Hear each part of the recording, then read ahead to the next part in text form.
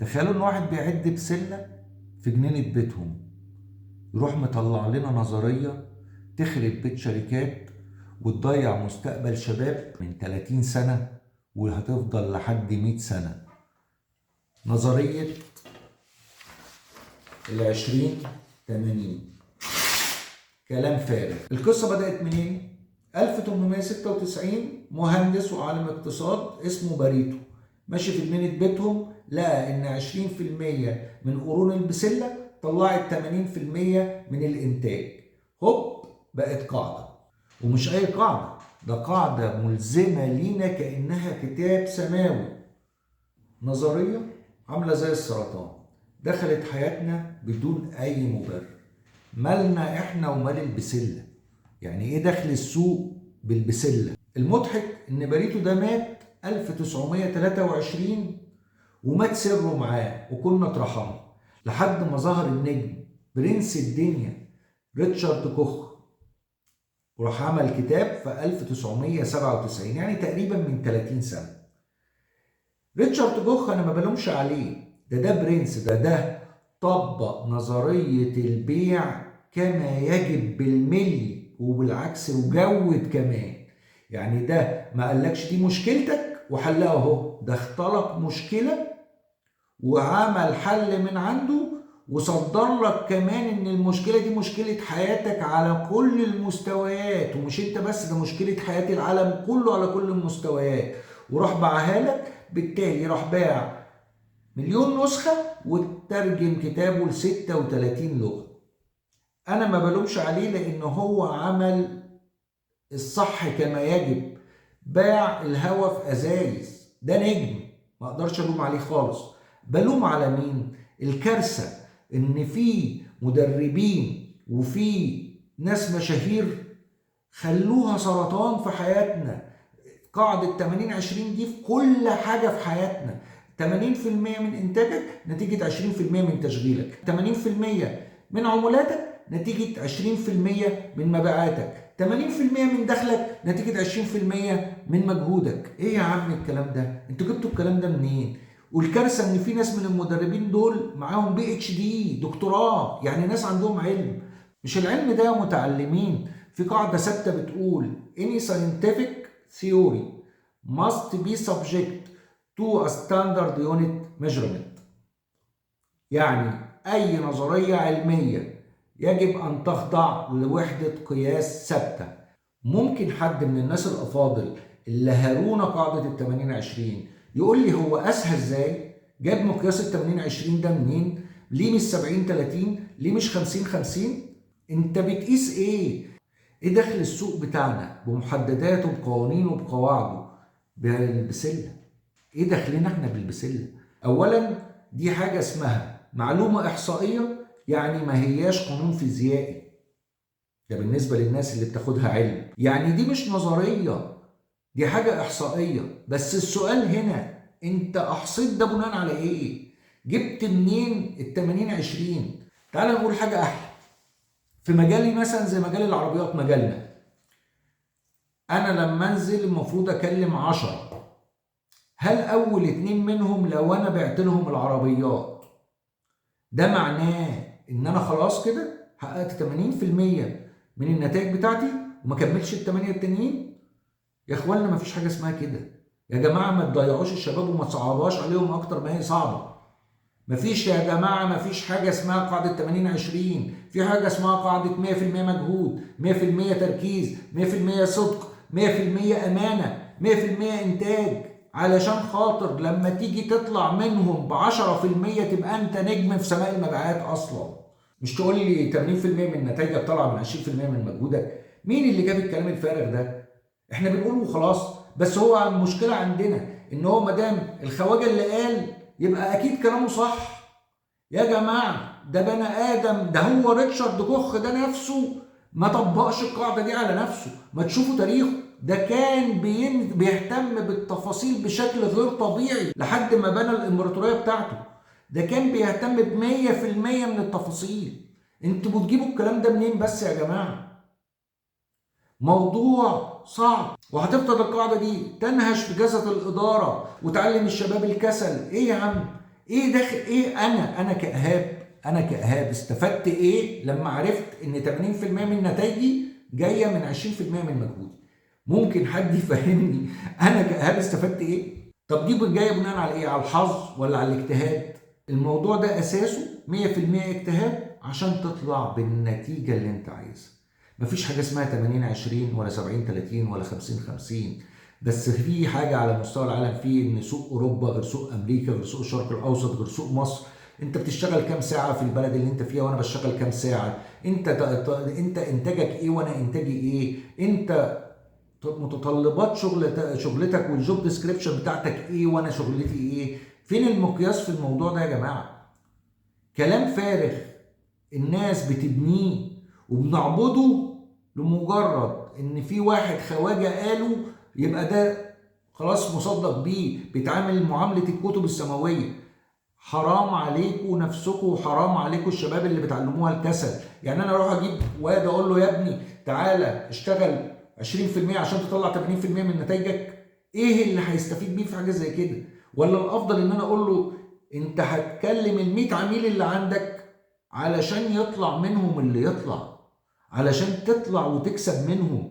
اللي هتبيع له ده هو نتيجه ال100 اللي انت كلمتهم، مش نتيجه ان واحد كلمته راح اشترى.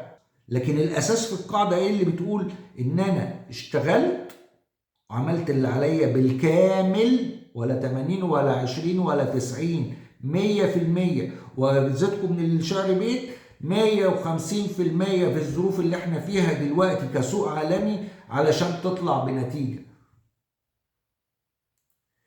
طيب ده يقول ان احنا ما نقراش الكتب دي؟ لا طبعا تقراها.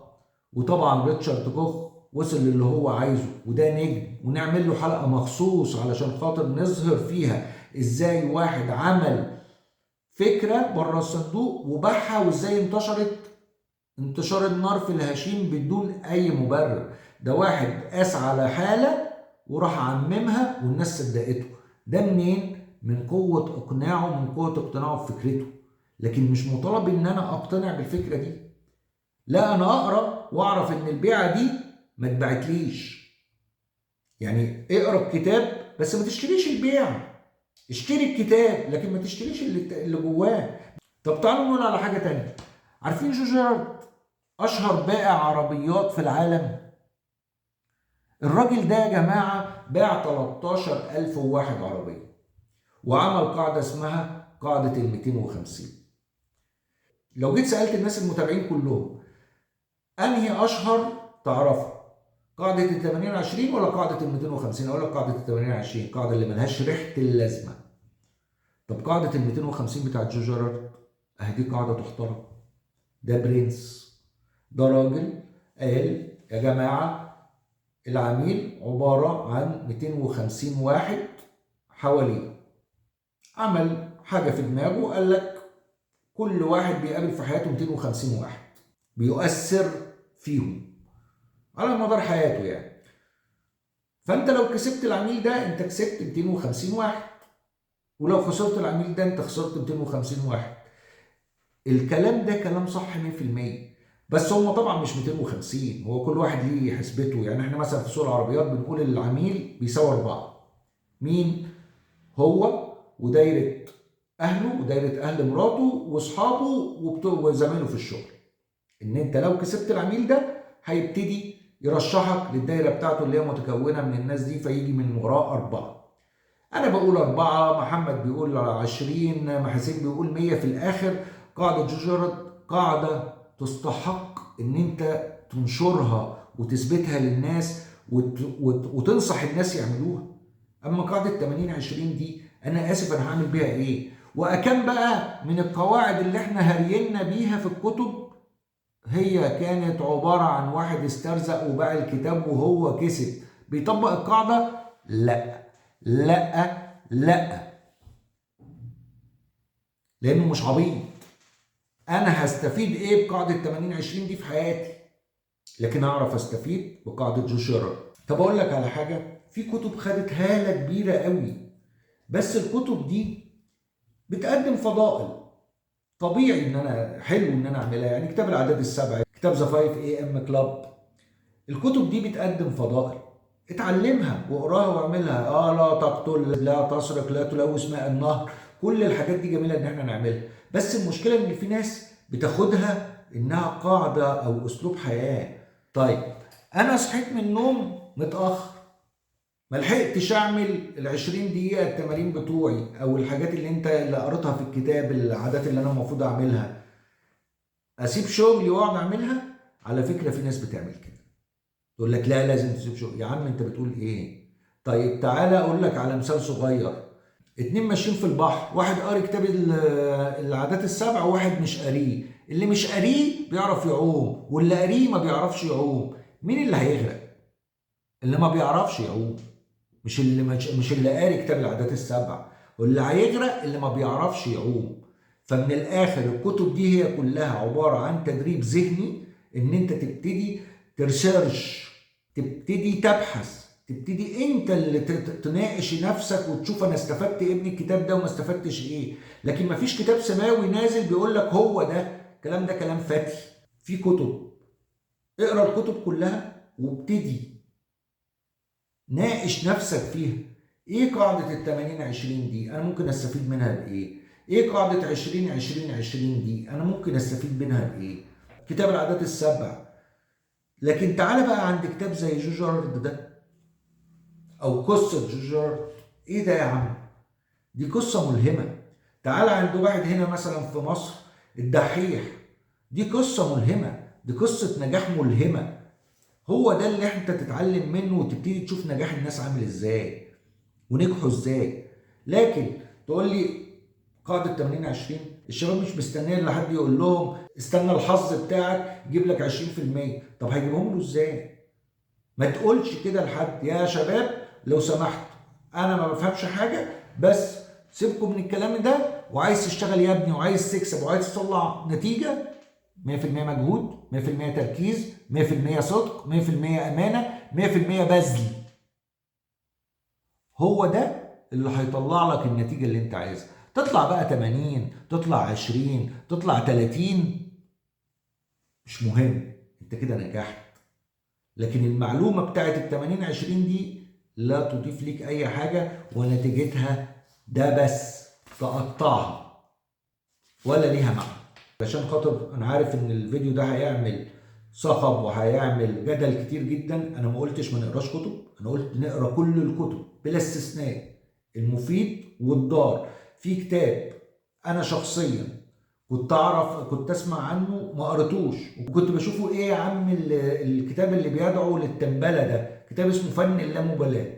تخيلوا الكتاب ده لما قريته لقيته من الكتب العظيمه، وبنصح بيه تقروه. ده اللي انا بقوله، اقروا كل الكتب بس ما تاخدوش قواعد. مفيش حاجه اسمها قواعد. السوق يا جماعه مش مبني على قواعد. السوق قواعده بتتغير كل 5 دقايق. اللي انت بتعمله صح دلوقتي بكره هيكون غلط، واللي بتعمله غلط دلوقتي بكره يكون صح. من 20 سنه كان البيع عباره عن كلام كلام كلام كلام كلام. النهارده البيع عباره عن سمع سمع سمع سكوت.